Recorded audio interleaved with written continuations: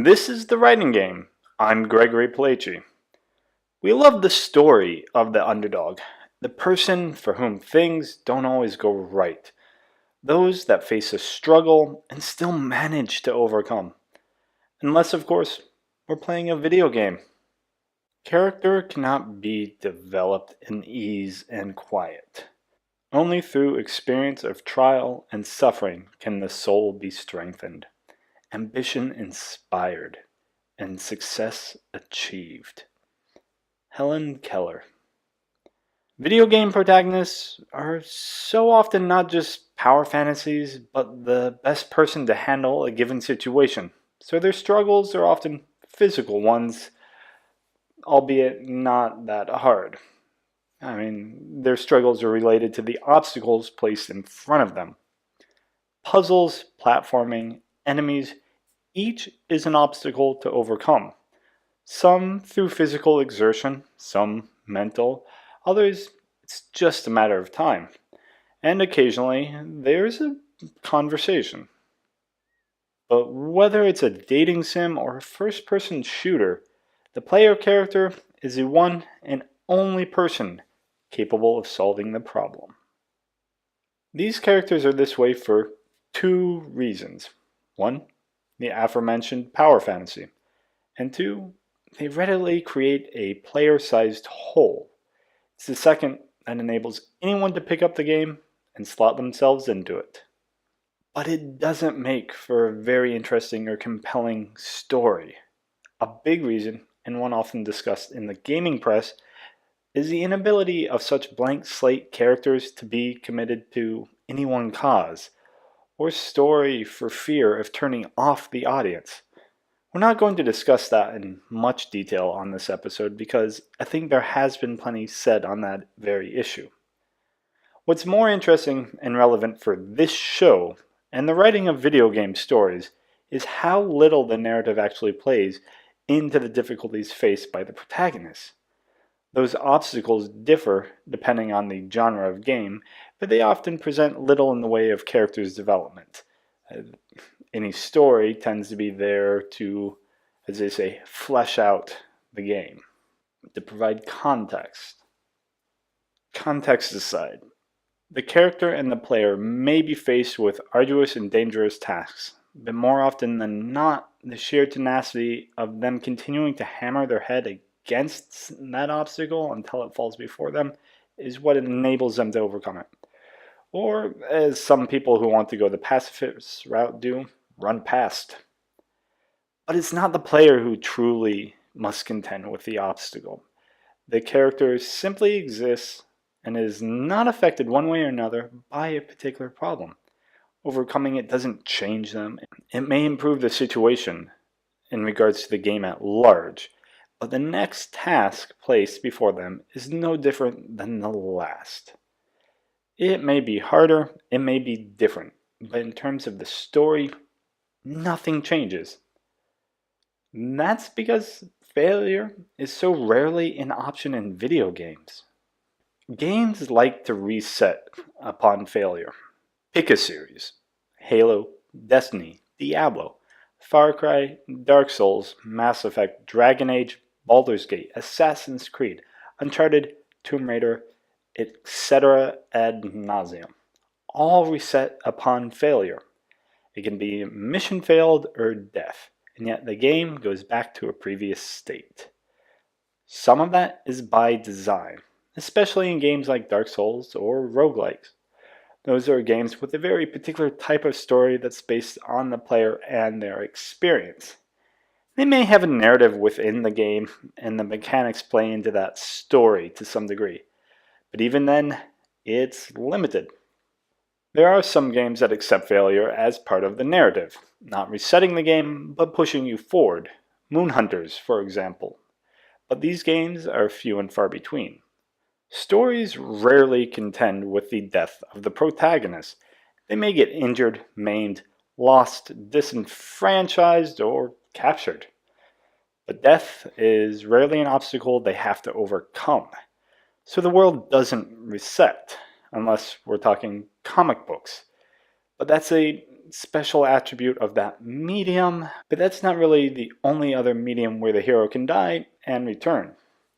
And no, Gandalf does not count, because he's nothing more than Deus Ex Machina in human form. He's quite literally placed on Middle-earth by the gods. The degree to which a game resets varies greatly. The Dark Souls series repopulates its world, bosses return to full health, and the player must traverse the same path once more. Diablo and other action RPGs simply require the player to traverse the space again, sometimes without their gear, other times, if it were a boss fight, then the boss is restored to full health. Does any of this mean anything in terms of the story? No, unless it's Dark Souls, but that's an exception. The Far Cry series toes a middle line with its revive mechanic, yet even that at some point can fail, and the game resets, especially in the modern incarnations. Rarely do you as a player get revived and feel the need to run away because things have gotten out of hand. The undeniable best of the series, Far Cry 2, could overwhelm you with its fire propagation, weapon jamming, limited ammo, and medical supplies, the death of your AI companion, and an unrelenting slog of enemy NPCs who just happen to keep rolling up on you. Gods, that was fun. Why did I go for Far Cry 5 and not just buy 2 again? Especially now that it's backwards compatible on the Xbox.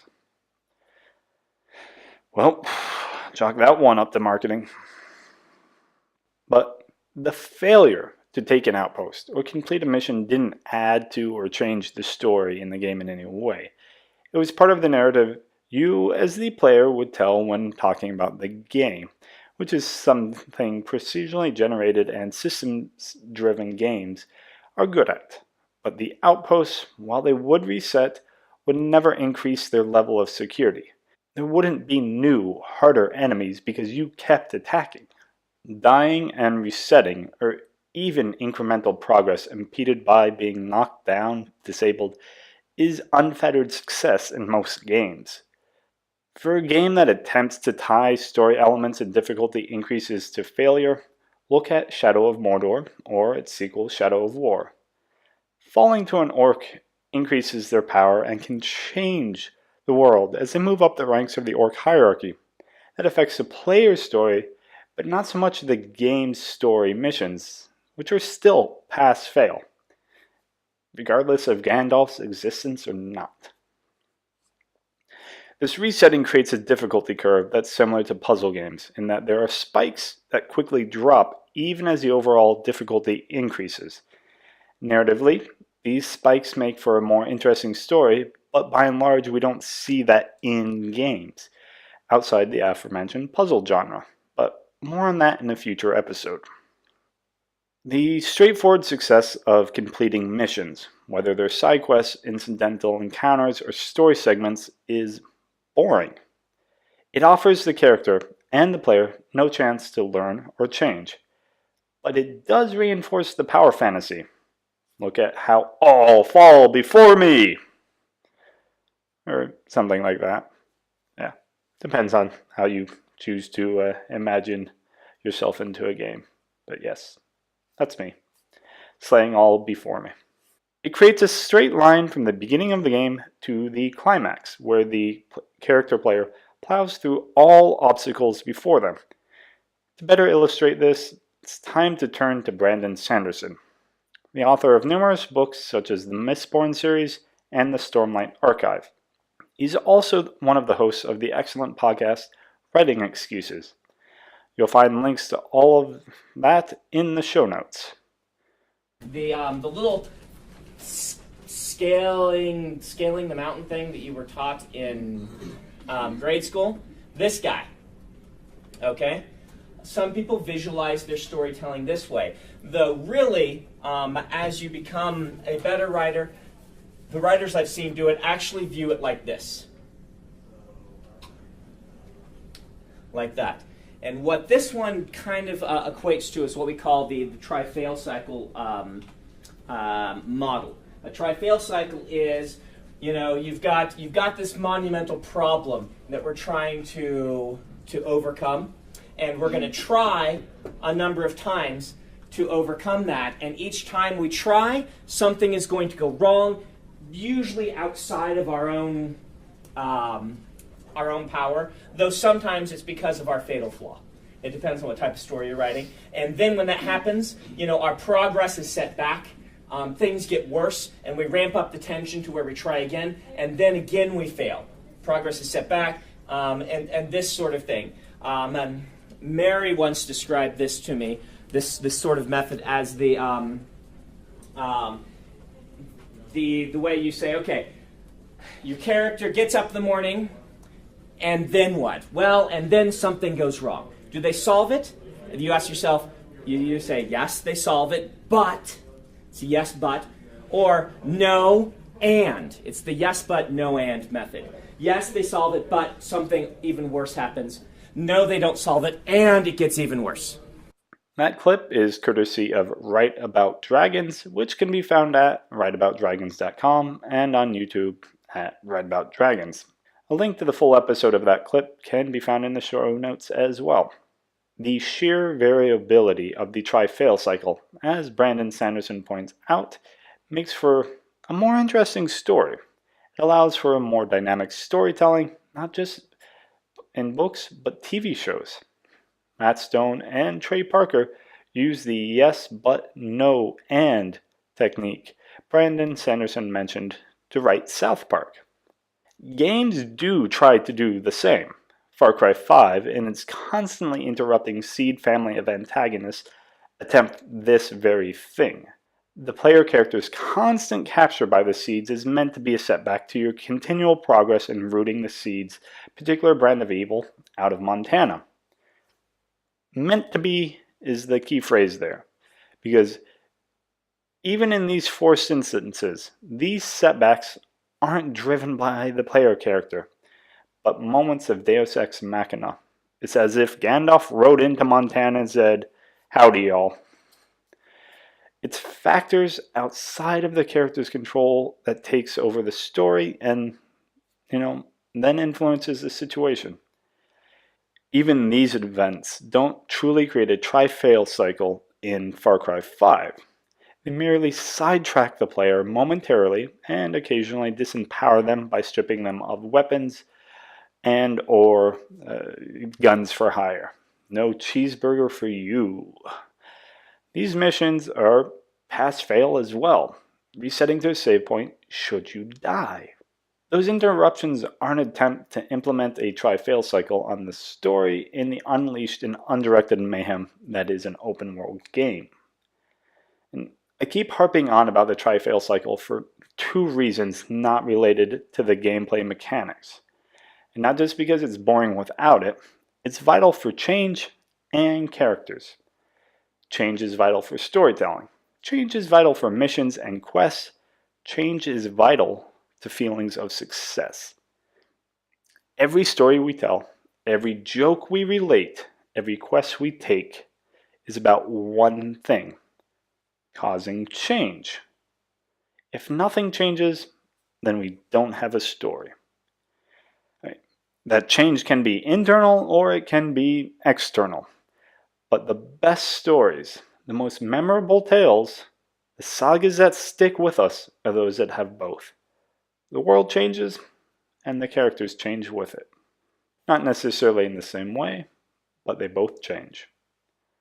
Characters can change in the most interesting ways and create the most dynamic stories when they aren't the ideal person for a given situation. But the idea isn't conducive to the power fantasy games like to provide. Now, because I didn't talk about Firewatch, Gone Home, and Tacoma in the previous episode, I have to now.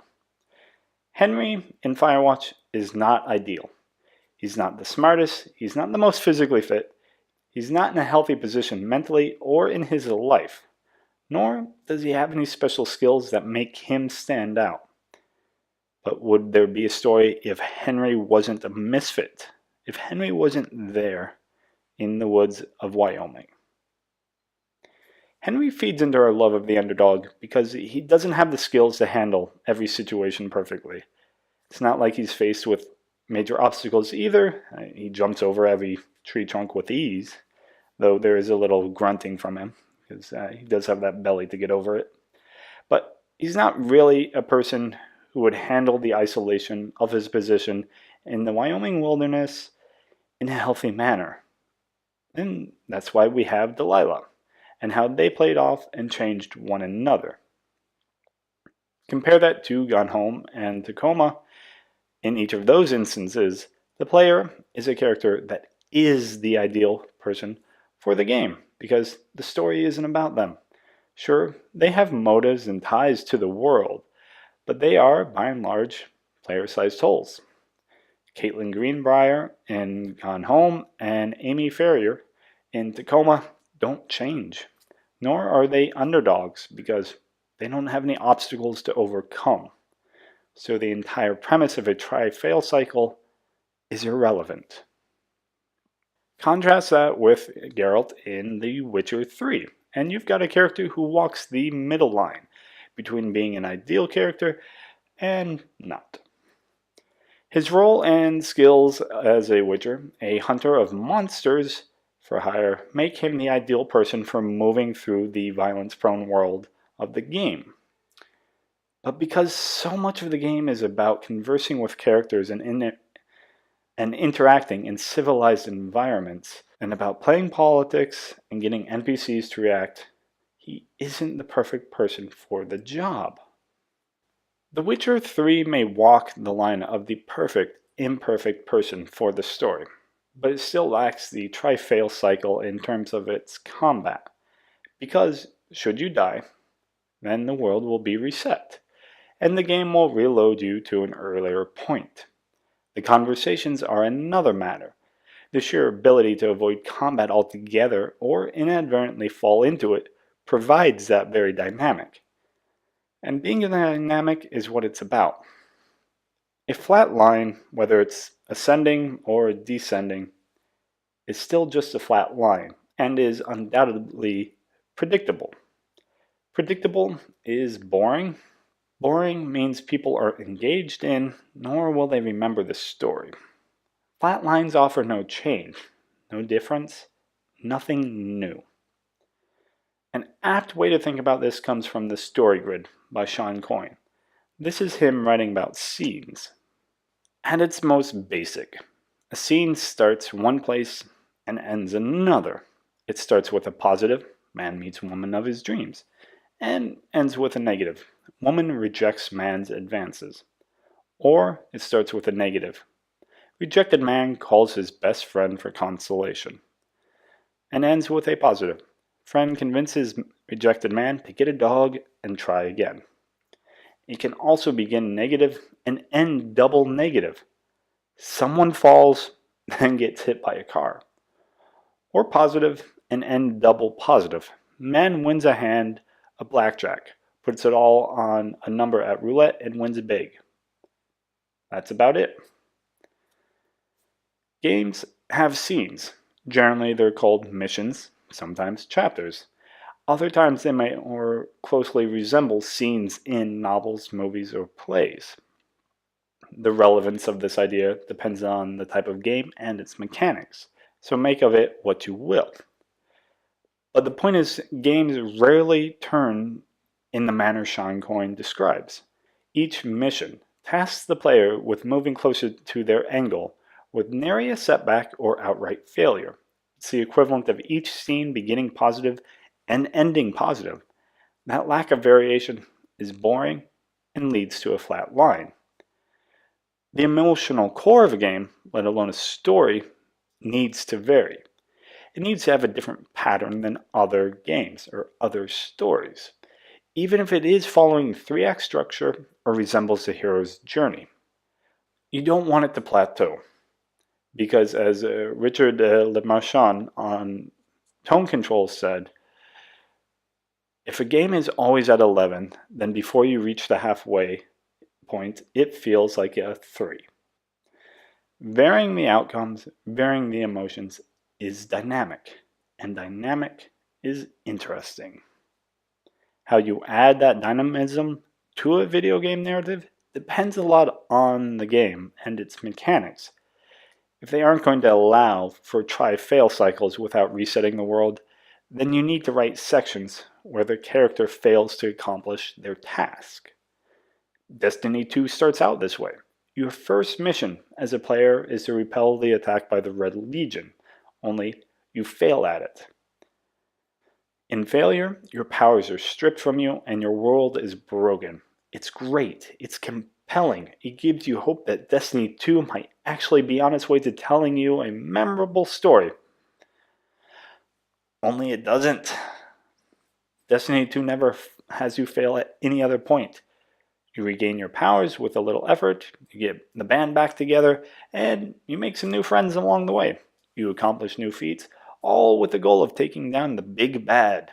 At no point in this journey are you diverted, nor do you experience any obstacles beyond the ones you keep shooting out of your way. So, if Destiny 2 story were drawn as a line, it'd look like this. A straight drive towards the final boss, with a minor dip in the beginning when you first encounter the big bad Gaul. And ultimately, that's boring. If you're going to write games and design narrative, even ones that are about the power fantasy, don't just have success after success.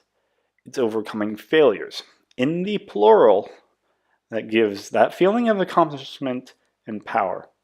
It's what makes tales of underdogs so intoxicating, and is why soap operas and comic books keep throwing more curveballs to their characters. But more on soap operas, comic books, and what we can learn from them in a future episode. Just like we'll explore more of the yes, but, no, and idea, as well as player-sized holes. There's still so much to come in the series. I hope you're looking forward to it. Thanks for taking part in this episode of The Writing Game. As always, I'm Gregory Plachy. Everything I do can be found at onegamedad.com, and I can be reached there or on Twitter at onegamedad. If you want to talk writing, games, this show, or even working together. The Writing Game is hosted by Third Culture Kids, which can be found at thirdculturekids.net, where the full transcript of this episode is available. Please be sure to like and subscribe or rate and review this show on whatever platform you find it. I'll see you on the next episode.